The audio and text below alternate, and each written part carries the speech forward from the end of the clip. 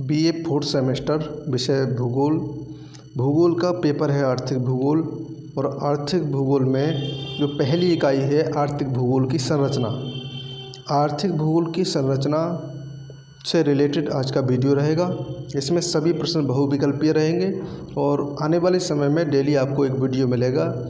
आप जानते हैं कि कॉलेज में इस समय एग्ज़ाम चल रहे हैं, पढ़ाई नहीं चल रही है, तो इसका एक उपाय यही है कि आप घर बैठ करके या जहाँ भी आप हैं वहाँ पर इस वीडियो को देखते रहें, और इससे आपको परीक्षा को कवर करने में, सिलेबस को कवर करने में काफ़ी मदद मिलेगी। सारे बहुविकल्पीय प्रश्न परीक्षा में भी आएंगे, तो मैं थोड़ा सा एक्सप्लेन भी करता चलूँगा प्रश्नों को, और ऑब्जेक्ट टाइप प्रश्नों को किस तरह से सॉल्व किया जाता है उसके बारे में भी हम चर्चा करेंगे इस वीडियो के अंदर। तो चलिए शुरू करते हैं, वीडियो शुरू करते हैं। और पहला प्रश्न देखते हैं। आर्थिक भूगोल शाखा है। मान लीजिए कुछ बच्चों को इसको बिल्कुल नहीं आता है, ये प्रश्न परीक्षा में आ गया, कुछ भी नहीं आता आपको, तो इसमें 4 विकल्प होंगे आपके सामने। पहला भौतिक भूगोल है, मानव भूगोल है, सांस्कृतिक भूगोल है, और इनमें से कोई नहीं। यहाँ एक बात समझने की है कि जब भी विकल्प में आए इनमें से कोई नहीं, 80% चांस है कि ये विकल्प आपका नहीं हो सकता। 3 रह गए हमारे पास। उसके बाद देखते हैं आर्थिक भूगोल शाखा किसकी हो सकती है।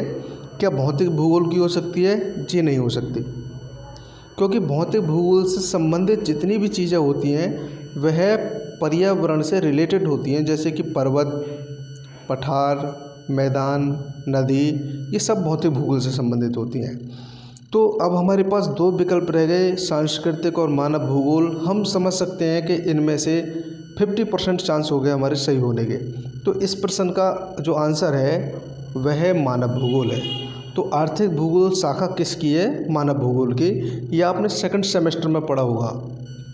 अगला प्रश्न देखते हैं, दूसरा। आर्थिक भूगोल में शामिल है।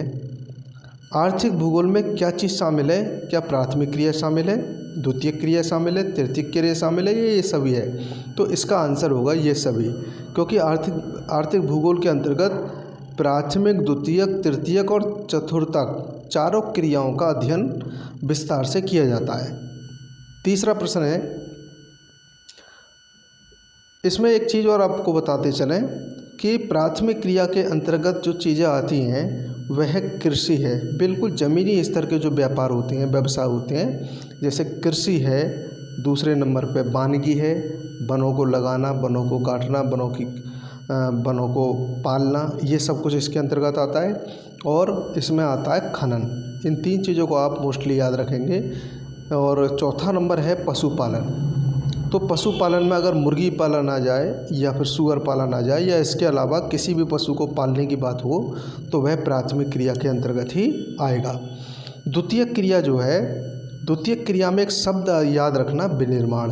तो विनिर्माण का मतलब होता है दोबारा से किसी चीज़ का निर्माण करना।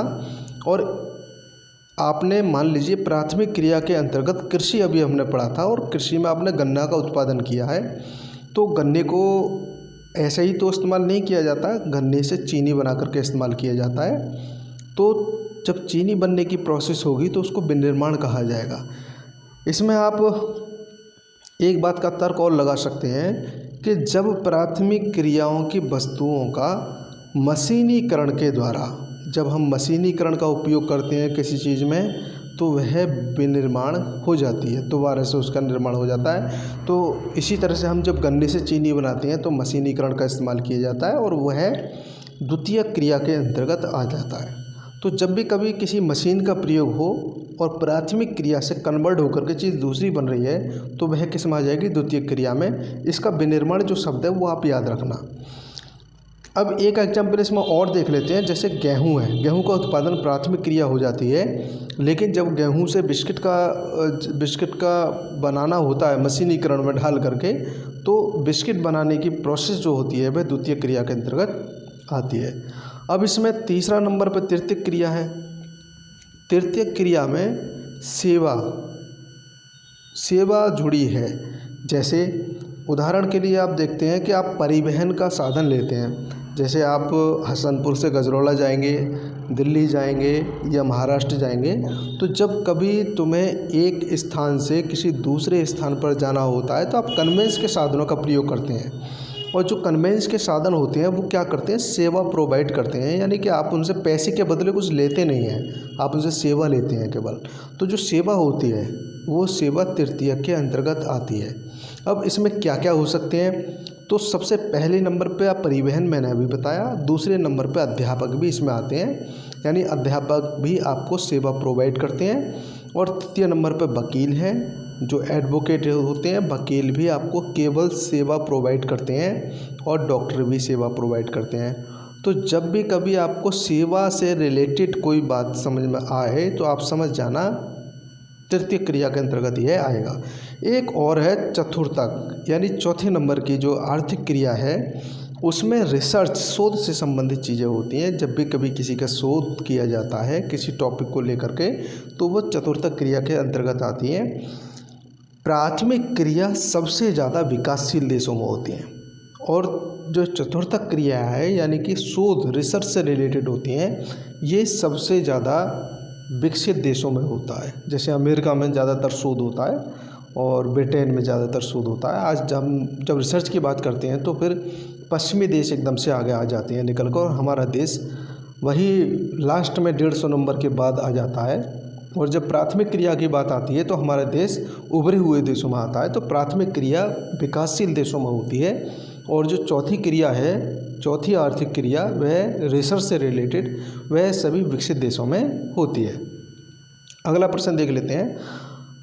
देखो ये जो प्रश्न थे अभी तक ये कॉन्सेप्चुअल थे और ये फैक्चुअल प्रश्न है, इसको देख लेते हैं। ये आपको याद ही रखना पड़ेगा। आर्थिक भूगोल मनुष्यों के जीविकोपार्जन की विधियों में एक स्थान से दूसरे स्थान पर पाई जाने वाली समानता और विषमताओं का अध्ययन है। आर्थिक भूगोल की ये परिभाषा किसने दी है, तो इसका आंसर होगा मर्फी ने। R.E. मर्फी पहला विकल्प ही इसका सही है। R.E. मर्फी, आप इसको याद रखेंगे। अगला देख लेते हैं। आर्थिक भूगोल के विषय क्षेत्र में शामिल है, क्या चीज़ शामिल है, तो पहला विकल्प है भूतल के संसाधन का मूल्यांकन। दूसरा है आर्थिक क्रियाओं की स्थानिक भिन्नता का विश्लेषण। तीसरा विकल्प है आर्थिक विकास की योजनाओं का निर्माण, और चौथा विकल्प है ये सभी। तो विषय क्षेत्र यानी आर्थिक भूगोल जो उस विषय है वह कहाँ तक का अध्ययन करता है, किन किन चीज़ों का अध्ययन करता है, तो आर्थिक भूगोल इन सभी तीनों चीज़ों का अध्ययन करता है, इसलिए विकल्प इसका डी है। अब यहाँ पर एक बात और समझेंगे। पीछे मैंने बताया था आपको पहले प्रश्न पे कि जब भी इनमें से कोई नहीं ऐसा विकल्प होगा तो वो विकल्प नहीं होगा, 80% चांस है कि वो नहीं होगा। लेकिन जब भी कभी ऐसा होगा, ये सभी ऐसा अगर ऑप्शन आ रहा है तो 80% उसके चांस है कि यही विकल्प होगा। तो आप इन दो चीज़ों को याद रखें। ये ऑब्जेक्ट टाइप प्रश्नों को सही करने का थोड़ा सा एक फार्मूला होता है, मैं आपको बता रहा हूँ। अगला देखिए, 5वां प्रश्न है, निम्न में से किसने आर्थिक भूगोल को आजीविका प्राप्त करने वाले मानव का अध्ययन माना है, तो इस 5वें प्रश्न का आंसर है मार्शल। तीसरा विकल्प इसका बिल्कुल सही है, ये भी फैक्चुअल है, आप इसको याद रखेंगे। प्रश्न देख लो, आर्थिक क्रियाओं के प्रकार हैं, आर्थिक क्रियाओं के प्रकार हैं। अभी हमने पढ़ा है आर्थिक क्रियाओं के कितने प्रकार हैं, 4 प्रकार हैं। प्राथमिक क्रिया, द्वितीयक क्रिया, तृतीयक क्रिया और चतुर्थक क्रिया, चारों को मैंने एक्सप्लेन करके अभी बताया है। अगला प्रश्न देखते हैं, 8वां प्रश्न है। 8वां प्रश्न है, आर्थिक भूगोल का अर्थ है, क्या अर्थ है, 4 विकल्प हैं।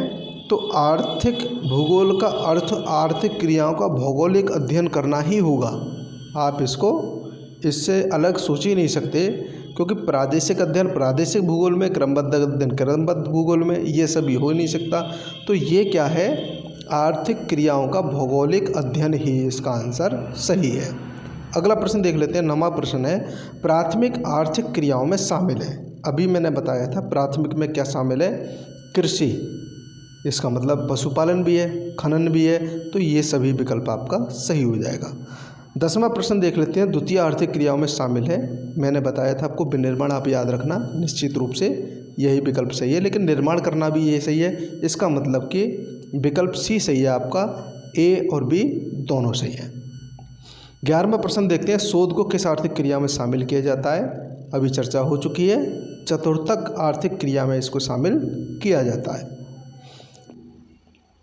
12वां प्रश्न देख लेते हैं। 12वां प्रश्न है मानसूनी वनों का विस्तार है। तो मानसूनी वन जो मानसूनी हवाओं के द्वारा उत्पादित होते हैं वह मानसूनी वन कहलाते हैं। तो भारत में तो मानसूनी जलवायु ही पाई जाती है, इसलिए वन इसमें पाए जाएंगे। थाईलैंड भी मानसूनी प्रदेश में आता है।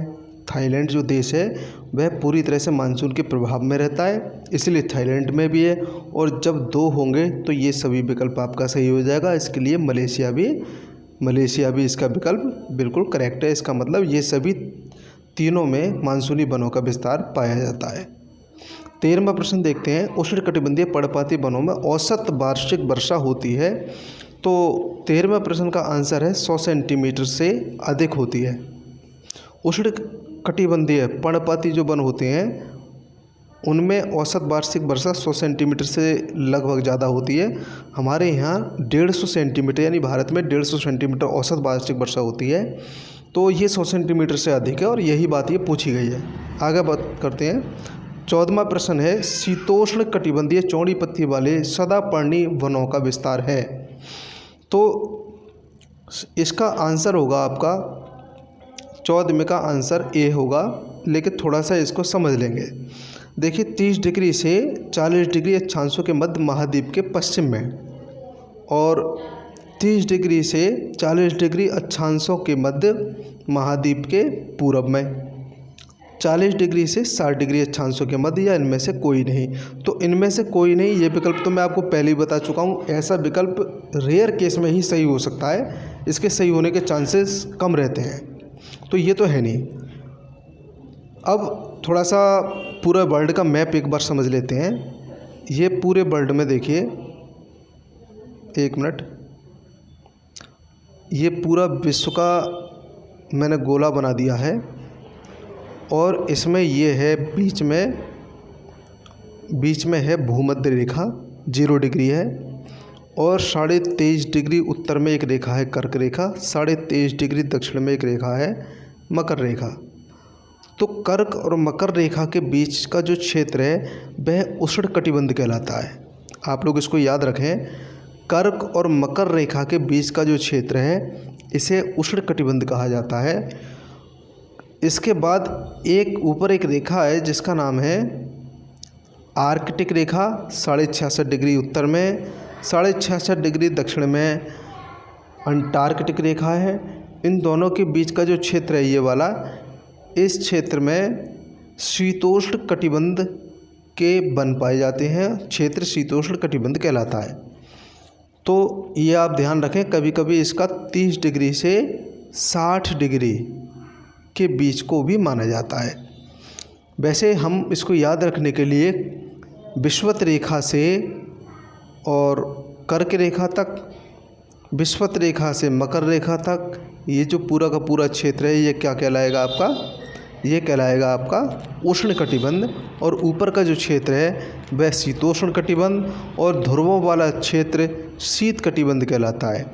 तो इसलिए 30 से 40 डिग्री अक्षांशों के मध्य पश्चिम में जो क्षेत्र पाया जाता है उसमें किस तरह की जलवायु पाई जाती है, किस तरह की, तो सदापर्णी वनों का विस्तार पाया जाता है और शीतोष्ण कटिबंधीय जलवायु पाई जाती है।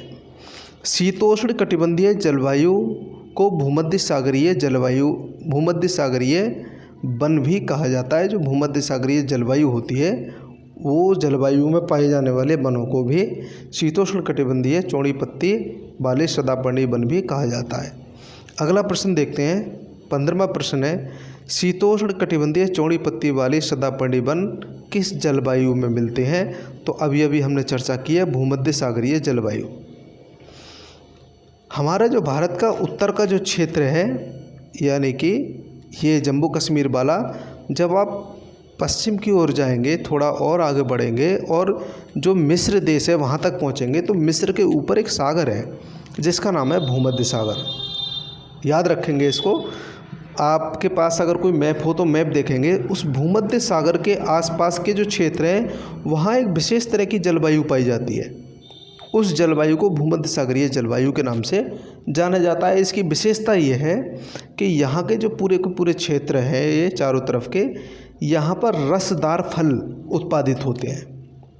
सर्दियाँ पूरी तरह से वर्षाकृत होती हैं और गर्मियाँ सूखी रहती हैं। तो ये यहाँ की विशेषता है, इसलिए ये रसदार फलों की वजह से पूरे विश्व में प्रसिद्ध है इस तरह की जलवायु। और विश्व में महाद्वीपों के पश्चिमी क्षेत्र पर ये पाई जाती है। जैसे कोई महाद्वीप है और महाद्वीप का नक्शा कुछ ऐसे है, तो ये पूरब में नहीं पाई जाएगी, यहाँ नहीं पाई जाएगी, ये हमेशा पश्चिमी क्षेत्र में पाई जाती है। इसलिए ये महाद्वीपों के पश्चिम में ये विकल्प, पिछला वाला विकल्प भी आया था। तो आप ये चीज़ याद रखें, भूमध्य सागरीय जलवायु महाद्वीपों के पश्चिम में पाई जाती है। और जो अमेरिका है, उत्तरी अमेरिका महाद्वीप, इस तरह से उसका मैप है, वहाँ पर भी कैलिफोर्निया नाम से एक राज्य है, वो पश्चिम में ही है। कैलिफोर्निया में भी भूमध्य सागरीय जलवायु पाई जाती है। कैलिफोर्निया का उदाहरण मैंने इसलिए दिया है, कभी कभी कैलिफोर्निया स्पेशल पूछ लेता है कि कैलिफोर्निया में किस तरह की जलवायु पाई जाती है। तो वहाँ जो जलवायु पाई जाती है वो कैसी पाई जाती है? भूमध्य सागरीय जलवायु। अगले प्रश्न पर आते हैं। अगला प्रश्न है, निम्नलिखित में से किन्हें भूमध्य सागरीय सदापर्णी वन भी कहते हैं? 16वां प्रश्न है, इसका आंसर मैं डायरेक्ट बता दे रहा हूँ, सी है, शीतोष्ण कटिबंधीय चौड़ी पत्ती वाले सदापर्णी वनों को ही भूमध्य सागरीय सदापर्णी वन भी कहा जाता है। ये सी विकल्प इसका सही है। उष्ण कटिबंधीय ये नहीं होगा, क्योंकि उष्ण कटिबंध में आता ही नहीं है। शीतोष्ण कटिबंध चौड़ी पत्ती वाले वन शीत कटिबंध के दक्षिण में पाए जाएंगे, ये है ही नहीं। शीतोष्ण कटिबंधीय मिश्रित वन है ही नहीं सकता। इसका मतलब सी विकल्प आपका बिल्कुल सही है। 17वां प्रश्न देखते हैं। भूमध्य सागरीय सदापर्णी वनों का विस्तार है, तो इसका विस्तार स्पेन में भी है, इजराइल में भी है, इटली में भी है। इसका मतलब ये सभी है। और जानकारी के लिए बता दूं, इसका विस्तार हमारे भारत में भी पाया जाता है। भारत का एक राज्य मात्र ऐसा है जहां इसका विस्तार थोड़े से बीच में पाया जाता है, कर्नाटक। नहीं, कर्नाटक गलत है, तमिलनाडु सही है, ध्यान मेरा गलत हो गया। तमिलनाडु में इसका विस्तार पाया जाता है। अगले प्रश्न पर बात करते हैं। 18वां प्रश्न है, शीतोष्ण कटिबंधीय चौड़ी पत्ती वाले पर्णपाती वनों में शामिल है।